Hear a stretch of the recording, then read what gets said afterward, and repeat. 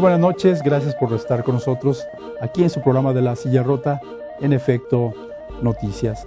Y la Organización de las Naciones Unidas ha declarado el Día Internacional para hacer conciencia sobre el problema del autismo, que se celebra mañana martes 2 de abril, y de eso estaremos hablando. Este programa está dirigido sobre todo a los padres de familia jóvenes que están por tener a un hijo, que van a tener pronto a un bebé, porque este problema justamente tiene que ser detectado a tiempo.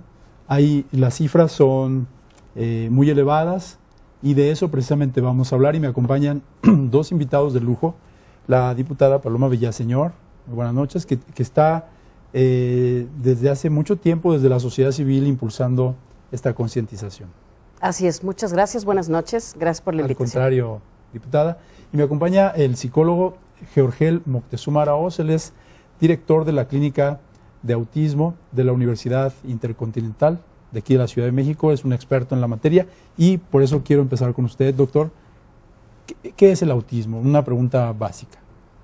Sí, bueno, en términos de clasificación, ¿no?, y criterios internacionales, el autismo es un trastorno del desarrollo.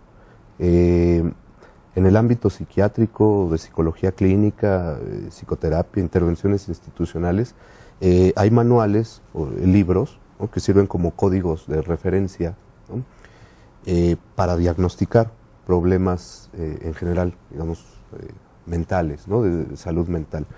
Uno de ellos es el DSM-4, el Manual Diagnóstico y Estadístico de las Enfermedades Mentales, es el más usado. Y allí hay un rubro que se llama trastornos de aparición en la niñez, infancia y adolescencia, y ahí hay una categoría o una subcategoría que son los trastornos del desarrollo, ¿no? Así como hay trastornos de conducta, trastornos de aprendizaje, etcétera, etcétera, hay una subcategoría que son los trastornos del desarrollo.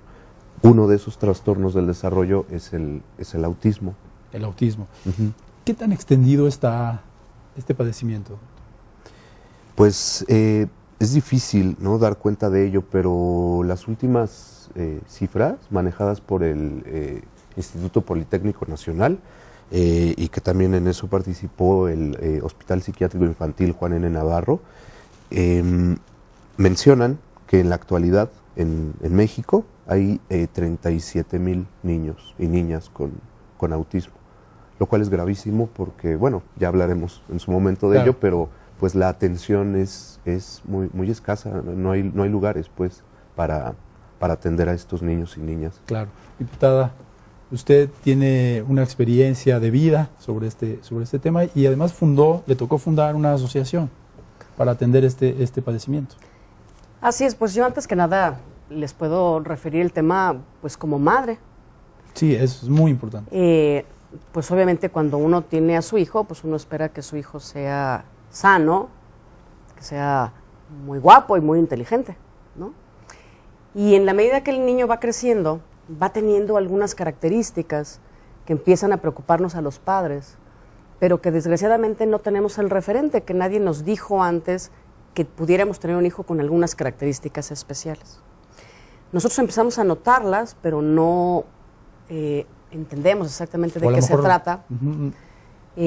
Llevamos a nuestro hijo al pediatra y el pediatra pues no nos refiere ninguna cosa con exactitud porque no es una cuestión que salga en exámenes clínicos.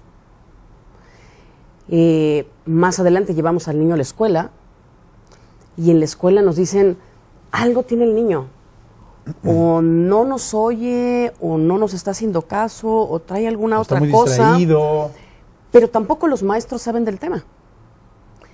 Y entonces, bueno, a la hora que mezclamos todo esto, que los papás no saben, los médicos no saben, los maestros tampoco conocen el asunto, pues lo que pasa es que nuestro niño empieza a crecer y empieza a no tener la detección temprana del problema. ¿En qué momento detectaron ustedes?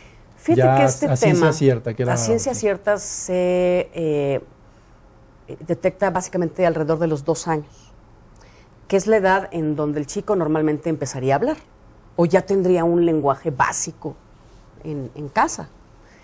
Estos chicos a los 2 años no hablan y además no manifiestan ninguna intención comunicativa. O sea, ni siquiera hacen señas, intentos para expresar. No. Además les hablas y no te contestan. No te voltean a ver después de escuchar su nombre. ¿La palabra es como distraídos? Pues no, es como sordo. Porque le hablas y no te atiende. Entonces, lo primero que piensan los padres es, mi hijo tiene un problema de audición. Entonces ahí van los padres con los médicos de la audición, ¿no? Y empiezan a hacerle estudios, pues todos estos cuestan, en ocasiones hasta los operan, y el niño no es sordo, el niño oye perfectamente bien, ¿no? Entonces ya que pasamos por esos médicos, pues empiezan los papás pues otra vez a ver, bueno, pues ¿y ahora por dónde? Un peregrinaje de... Es una cuestión terrible, se pierde mucho tiempo. Hasta que si hay suerte se van a topar con un buen neurólogo, con un buen psicólogo, que les dice, a ver, su hijo no es sordo ni tiene ningún padecimiento físico que pueda ser atendido como alguna cuestión médica. Claro. Su hijo tiene autismo. Y entonces los papás nos quedamos así como, ¿En qué cosa? ¿Perdón?